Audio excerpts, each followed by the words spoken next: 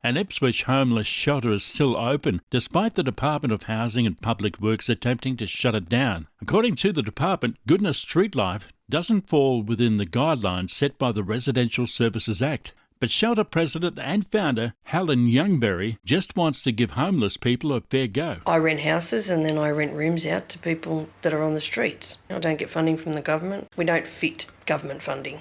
They still believe that round pegs fit in round holes. They just sent me a letter saying that in a 30-day closure date, sent me a letter and told me that they were going to fine me. It was about $25,000. They have the power to just grant us community housing. They want us to be registered housing. We don't want to be. We want to be community housing. Yeah. And they don't want us to be community housing because we don't fit their little mould of what they think community housing is. Helen started Goodna Street Life 3 years ago when she saw an increase in the number of homeless people in the Goodna area. At first I just thought that I could just have a place where they could come out of the rain and out of the cold and feed them and fund it by an op shop, and after a while it just became increasingly obvious that they were only the small things that the homeless needed, and places to sleep and counselling and education and help that was needed as well. So we just grew. While it's not difficult to find a building to house the charity, it can be hard to find rental properties for her clients. It's not hard for us to get the places for the charity.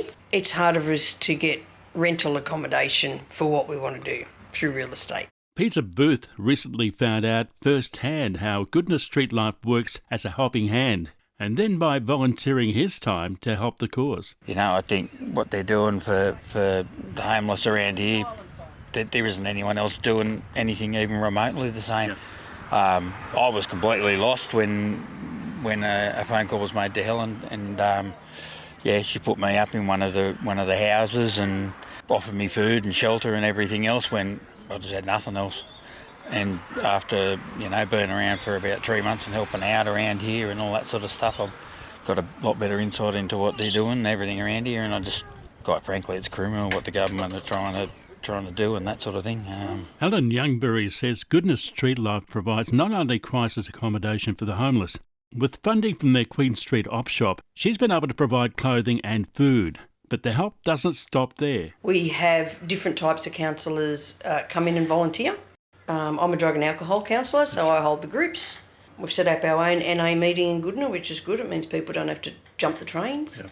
Personal counselling, family counselling, whatever they want to talk about. The Department of Housing and Public Works may still attempt to close Goodna Street Life, but a determined Helen Youngberry is not likely to let that happen soon. Building a whole centre. That's my goal.